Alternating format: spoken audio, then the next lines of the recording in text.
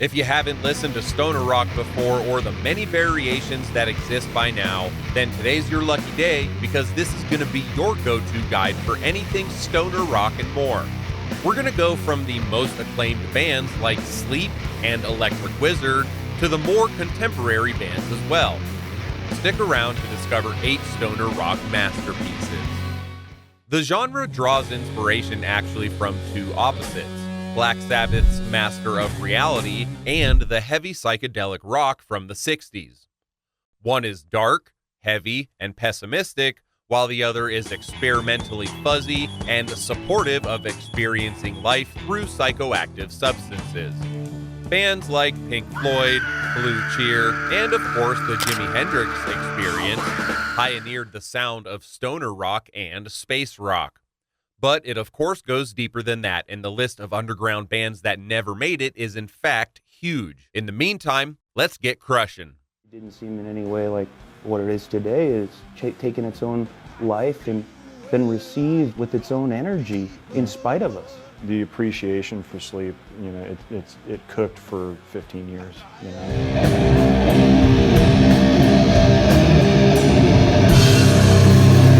Sleep's Holy Mountain is considered a pillar within the genre, and it gave many of its recognizable nuances. The album was released in 1992, and if Holy Mountain sparked the genre, it was thanks to the slow and heavy riffs from Matt Pike and Al Cisneros that the genre saw its biggest contribution. Look no further than Dragon Knot, the first track on the album. From the beginning, right away, we get this clever and neat groove shaking up the atmosphere until the whole band joins and the energy ignites even more. Then, as the track progresses, a much more simple riff takes place. Even though Al Cisneros and Matt Pike each go their separate ways, the groove is still recognizable, and this is what it's all about. Just as Black Sabbath had suggested in their first album with the Devil's Tritone, that simple little riff that made the track so significant. The dragon slowly but fiercely ignites the fire if you listen closely. With this album, you'll quickly be able to figure out what the genre is supposed to sound like. In May of 2009, Sleep's Holy Mountain was performed start to finish for the Don't Look Back concert series in London. This event usually asks their guests to play one of their most significant albums. Check out Sleep's Holy Mountain in the description box below.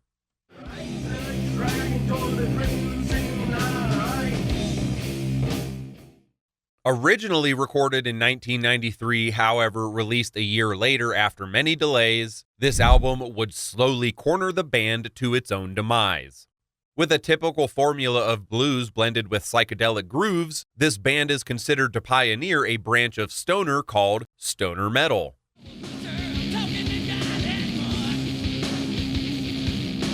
This album, though, is heavy with mellow moments, the contrast lying somewhere between Led Zeppelin and Black Sabbath. The riff in Gardenia is absolutely mesmerizing from the get-go. The riff takes us into a seemingly indefinite groove, along with the drums, which only takes the track higher. And this is what Kyuss was able to do on Welcome to Sky Valley, to create compelling tracks with interesting developments that were actually pleasant to the ear. The album itself is very bluesy, but relies on psychedelic stuff as well. Space Cadet is a highly interesting track during the album's length, and it's a track that many bands often try to mimic, but it is a must-do trip. The suggested vibes from the beginning of the track put the listener into a divisive, if not wandering mood, as it starts contemplating an idea which later vanishes away very naturally into the sky. If smoke could make a sound, this would be the kind of talk it would be having with the valley. Eventually, when the smoke clears, an incredible and powerful song starts to develop.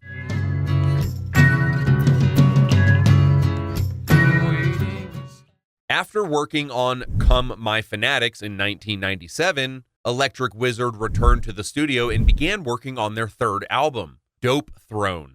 The album would soon hit the wall when it proved hard for the band to figure out what they wanted to do with the sound. What you listening to, son? I don't think you like it. Well, why not? I like this new generation of music. former drummer Mark Greening told Decibel magazine he wanted something with louder drums. To quote, "I always regret all Electric Wizard releases because the drums don't sound loud enough. And Dopethrone did not represent the sound I was trying to put out, as with all Electric Wizard releases." End quote. Just Osborne said other members felt the need to incorporate elements of hip-hop, like literal DJ scratches and similar things, and they also said they wanted to develop a sound like Nirvana in Linkin Park. Can you imagine Electric Wizard like this? Sounds like a bloody mess. Despite those inner feuds, though, Dopethrone became a cult classic in the Stoner Doom universe. This 1-hour journey is a trip to the gardens of hell, with a scent of the devil's lettuce. But hey, don't take it from us. According to one user in the comments section, this album is so fucking heavy I need a truck to bring it home from the store. This is a 2016 Ford F650.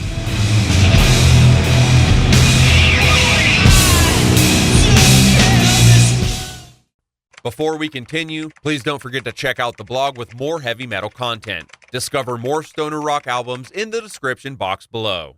A year before the release of Sleep's Holy Mountain in 1992, Monster Magnet would be taking us back to the beginnings of heavy music. We are, of course, talking about Spine of God, an album that delivered a garage rock sound with elements of grunge and psychedelic rock.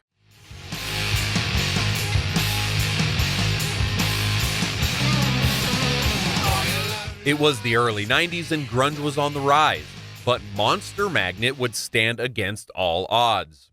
Although the album never had any commercial success, it is still an important album for anyone looking to expand their stoner rock palette. The modern version of Sin's a Good Man's Brother by Grand Funk Railroad on this record gave the band ultimate legitimacy, that the lack of buzz became irrelevant. Spine of God takes us back to the true essence of heavy music, and just like Blue Cheer did in the late 60s with their acid blues sound, this fuzzed out rock and roll journey was taking grunge's hype for a ride. Monster Magnet crafted a heavy album that should not be passed on by anyone that is interested in true stoner rock albums. Subscribe to the channel with notifications so you don't miss anything. Before COVID-19 had come out of the depths of evil and tried to end the human species, in 2017, a Swedish trio known as Spelljammer would be offering us a heavy-crushing stoner doom EP called Inches from the Sun. This 25-minute introduction, originally recorded in 2010, re-released by Riding Easy Records in 2017, would be only a glimpse of things to come. Several releases later and a year into the post-pandemic world, the Earth would not be the same. Enter the Abyssal Trip.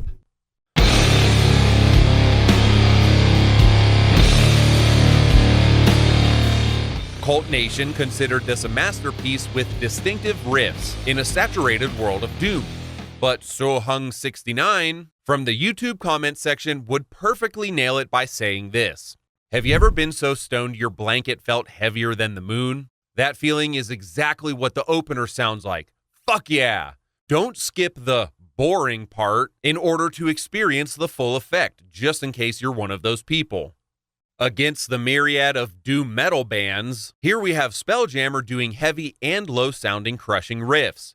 Abyssal Trip has interesting atmospheres where both stoner doom and psychedelic meet. You can't really go wrong when a doom metal band is creating music with the double harmonic scale, sometimes called the Arabic scale, the extra flavor of the psychedelic genre.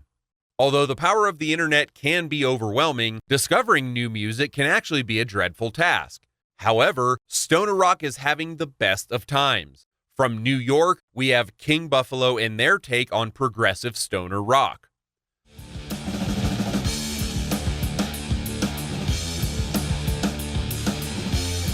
The Burden of Restlessness is a clear example of where the new sound is headed to, so don't expect to find influences of classic stoner rock like Sleep or Electric Wizard. The sound dives into the more space rock alternative with a darker sound than traditional stoner rock.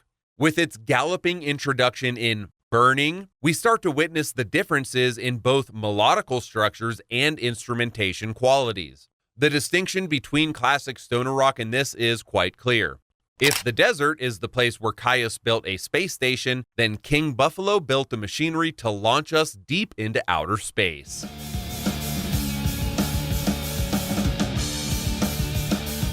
Slow, dark, and damn heavy is Monolord's debut album, called Empress Rising, which came out in 2014 from a trio based in Sweden.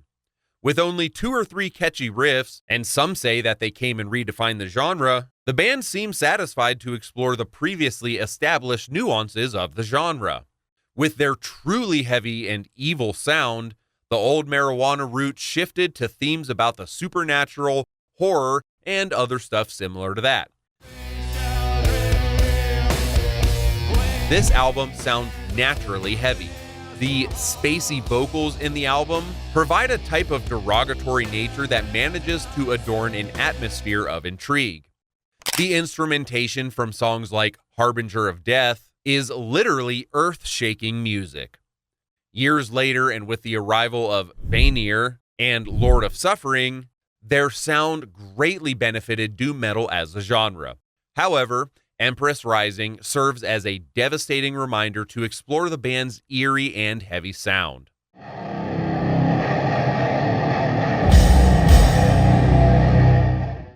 After Caius disbanded in 1995, several side projects involving the original members continued, but Caius never reunited despite all these efforts.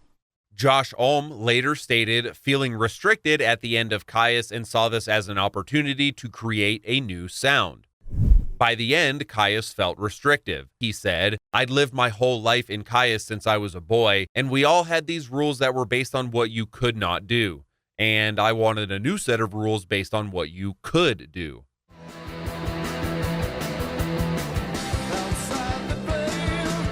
In the process of rediscovering a new identity as a musician, Ulm realized he had to insert himself back into the underground. And this is how Queens of the Stone Age was born, from the need to define a new sound.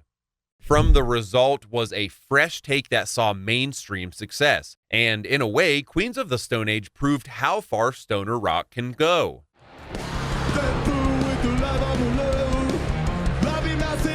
Josh Ulm once spoke about their original debut album and said how he wanted to make one for girls. The way I thought about it, it was trance robot music for girls. I wasn't interested in the guys at all. I wanted to make something that girls could dance to that really had a freedom that Caius didn't.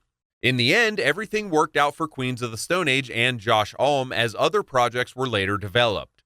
Bands like Eagles of Death Metal, Them Crooked Vultures, and others. But if we forgot about your favorite albums, please let us know in the comments section below. We'd love to hear from you. Don't forget to subscribe with notifications, and we hope to see you in the next one.